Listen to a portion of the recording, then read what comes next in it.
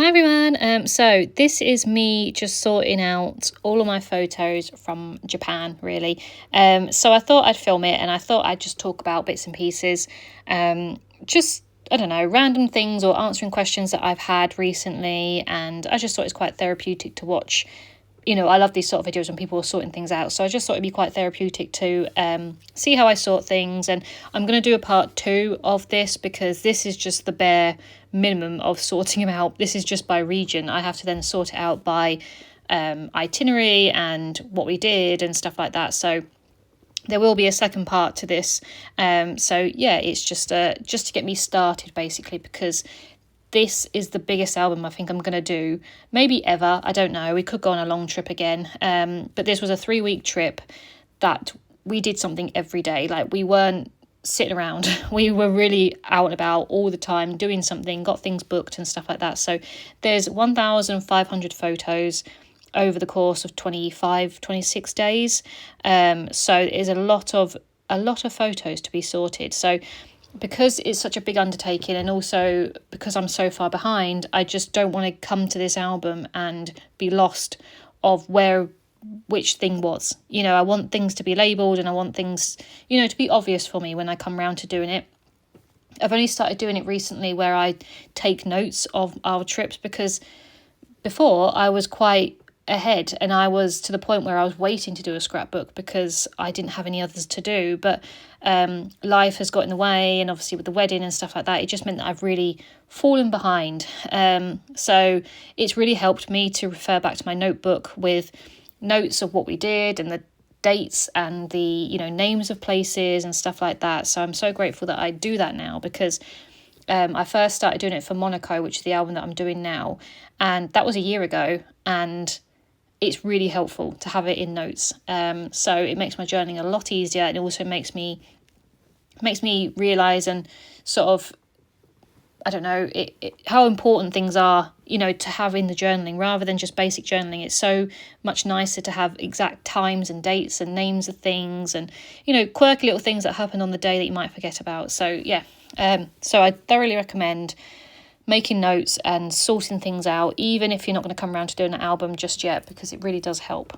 Anyway, so you can see that I've sorted things out into 12 different sections just by using post-it notes of the destination that we went to. So I am doing 5 albums for this trip.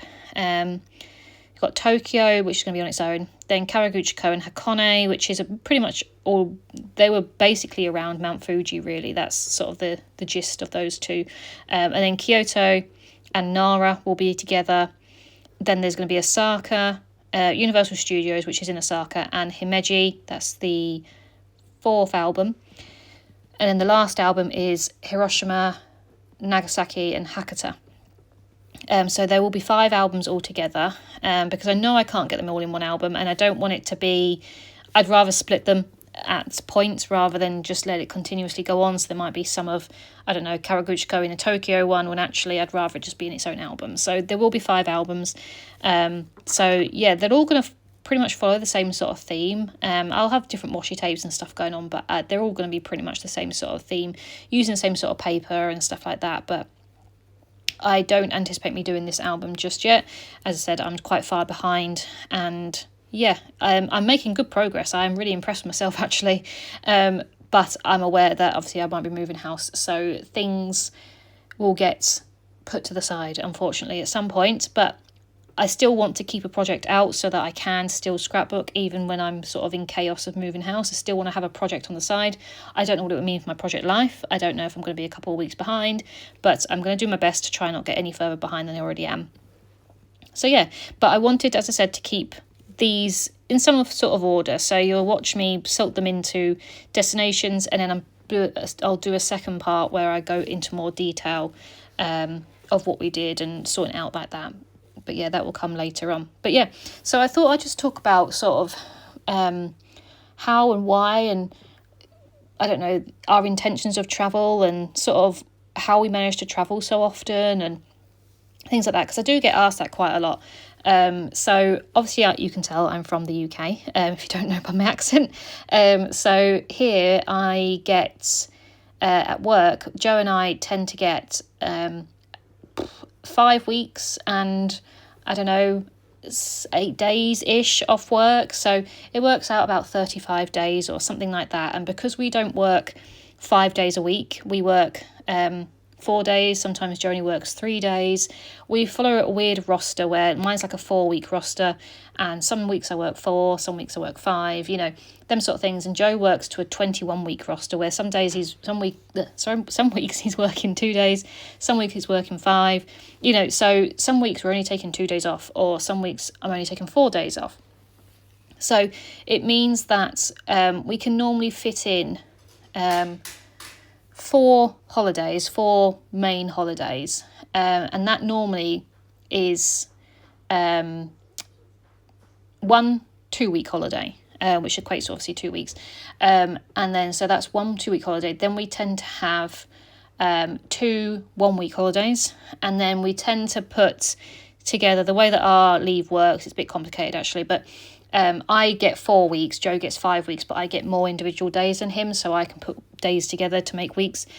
So we tend to use the other week as, I don't know, it can either be just another week, or we just, I book 4 days off and we just have like a Monday to Friday trip or something like that. So we tend to always do a 2-week trip, and we always tend to have at least 2 1-week trips, and then we just sort of go ad hoc with what we fancy doing. But then obviously we do get individual days as well, so we'll add those onto our days off. So as I said before, I have 2 days off together, sometimes Jo has 3 days off together, sometimes we've even got 5 days off together. We get long weekends, so we'll stick random days on the end of those so that we can make up like a 3 or 4 night trip.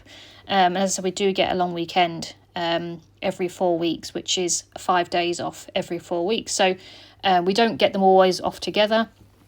I think it's worked out for 2025 we get 4 long weekends off a year, but that means we've got 4 long weekends where we can go on holiday and we haven't used any of our annual leave. So that's how we sort of work it, because we don't work Monday to Friday 5 days a week, that sort of thing.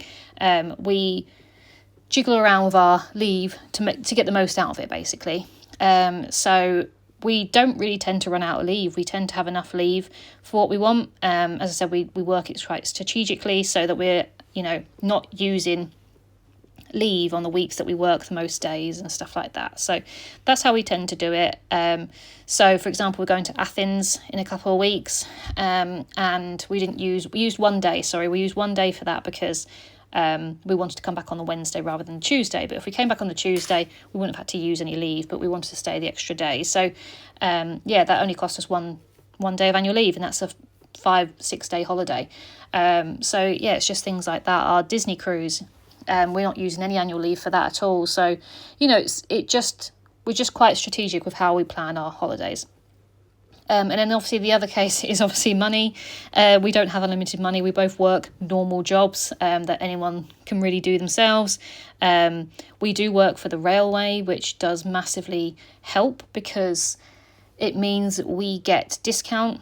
It's opened up London airports massively. Jo works for the train line that goes down to London, so we get free travel on that.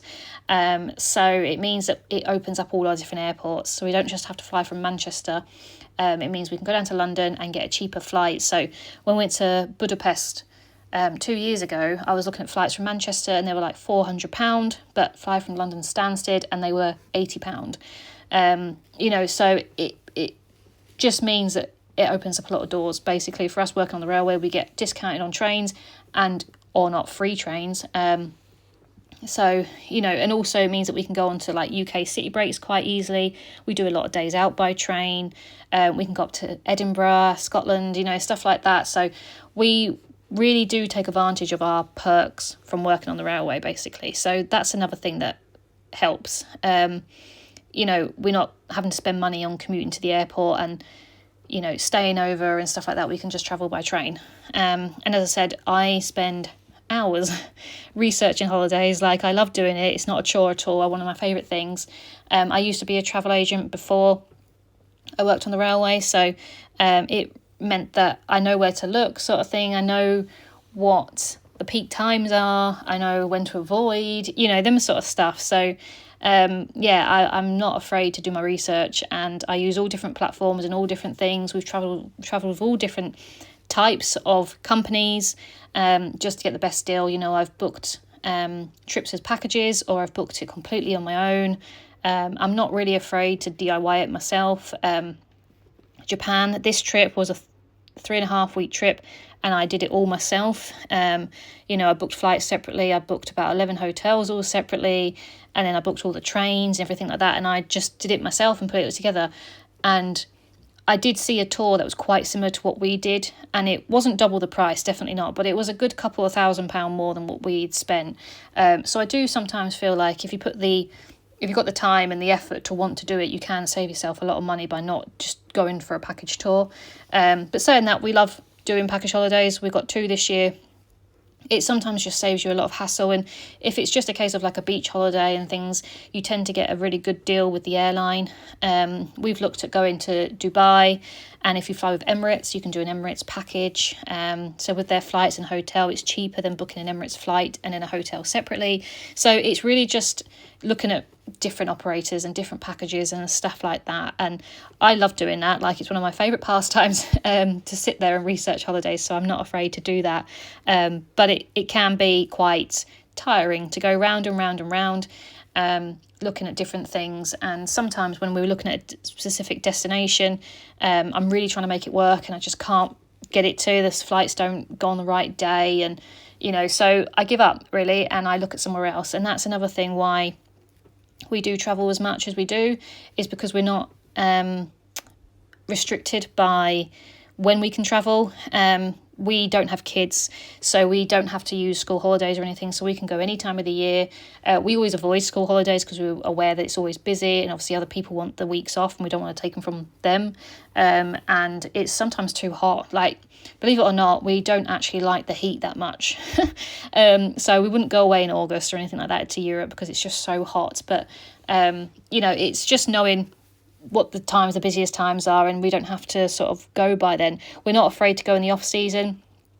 We're not fussed about a little bit of weather problems or anything like that. We're happy to adapt just to get a cheaper deal really, and most of the time it's been fine. I wouldn't travel deliberately in the really bad season just to get a good deal. Like, I'd still want it to be good weather, but it's a case of just being a little bit on the edge. We've been to the Caribbean in hurricane season, and twice we have dodged a hurricane by one day. So it's just, sometimes you can risk it and sometimes you just can't. It's just one of those things. So I'm just very flexible in terms of when we can go. And also, as I said, we're flexible with destinations. We're not fussed about where we go, in all honesty. We do have a bit of a country goal. We have 100 countries we would like to go to before we die. We're on country number 50, which was Japan. So we do like to try and go somewhere different in terms of countries, but we're not letting that restrict us for other places. Like, we love Greece and Italy. They're probably our favourite countries, and I don't want to not go to Greece just because I've been to Greece. So I'm happy to go back to the same countries. It's just maybe once a year we go somewhere different, a new country each year. Like this year, 2025, we're only going to one new country out of the 7 places that we're going this year, and that's because I really want to go to these destinations, even though I've already been to Norway and Spain and Italy and France. I'm not going to France, I don't know why I said France. Going to Greece, things like that.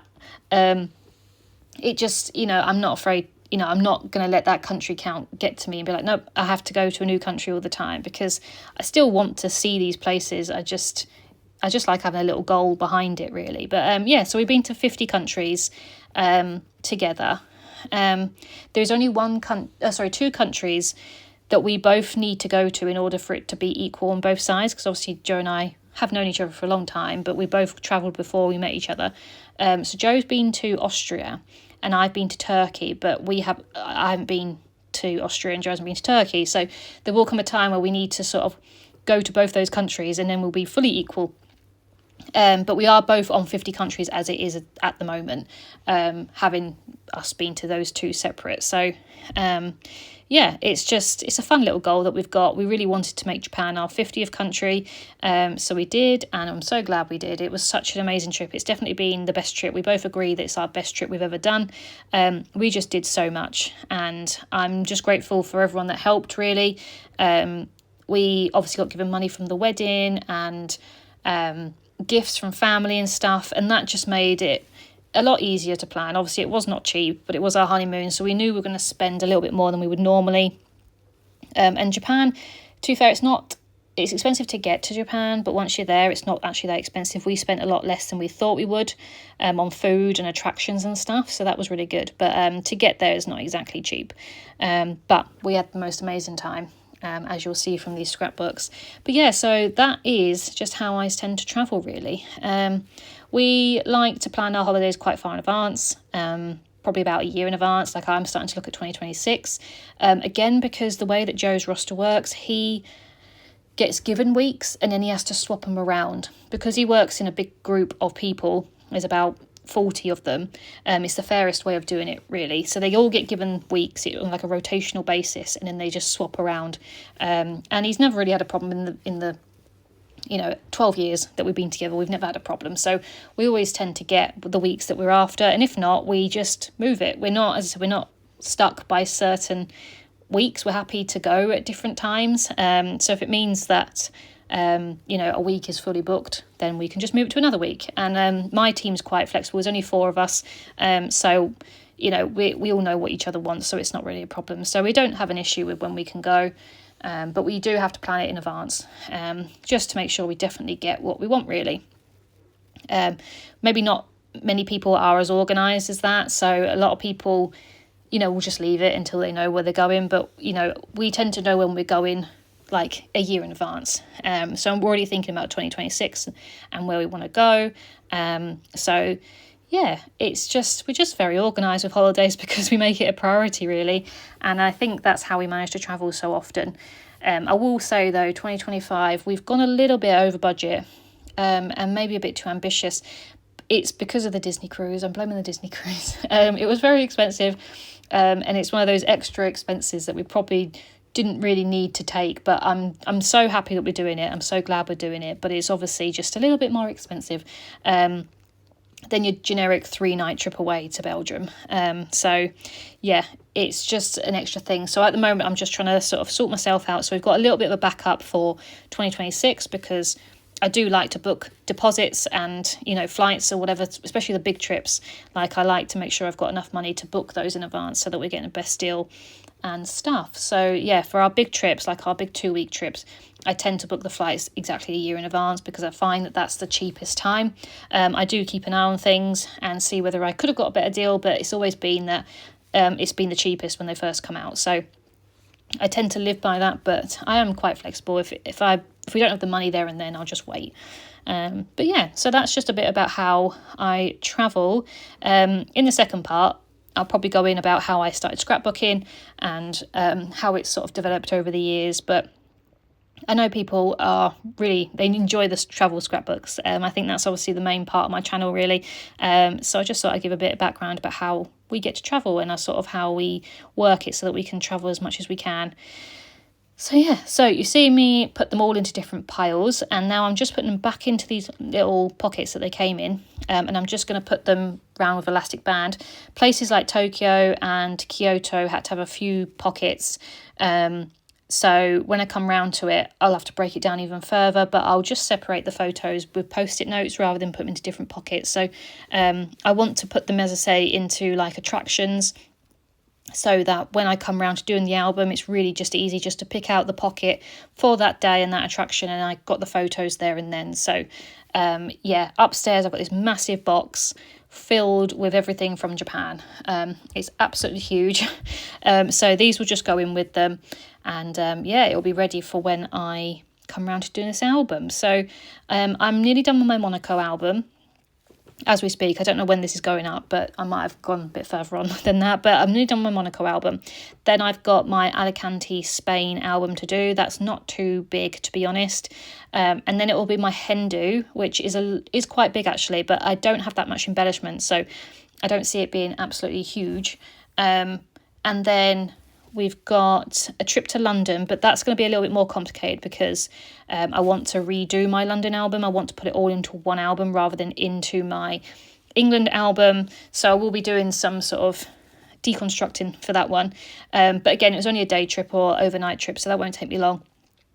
And I'm going to be doing a different way of doing things for videos for my one day trips, because I don't see the point of doing like a process video and then a flip through video in 2 different sections, because it's such a small trip. So I'm going to do something a little bit different for my day trips.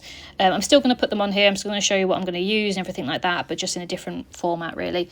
And then after that is Tunisia, and then some day trips to Bridlington, and then Hartfield, and then it's the wedding, which is what I'm really wanting to do this year. So if I can get to my wedding album, whether before I move house or after, I don't know when I'm moving house, but I'd love to get my wedding album done this year. That was the goal. That was actually my end goal. So if I can do everything, if I can do even more after the wedding, that would be absolutely amazing, because then I'm closing in on doing the Japan ones then. So yeah, that would be amazing. If I can start the Japan album this year, that would be incredible, because then I'm a little bit further afield, but we'll see. I tend to do an album and then I tend to add another album on. So I don't seem to get anywhere at the moment. I think I'm about 23 projects behind at the moment, but a lot of them are quite small, so they won't take me long, but obviously they're a project to do. So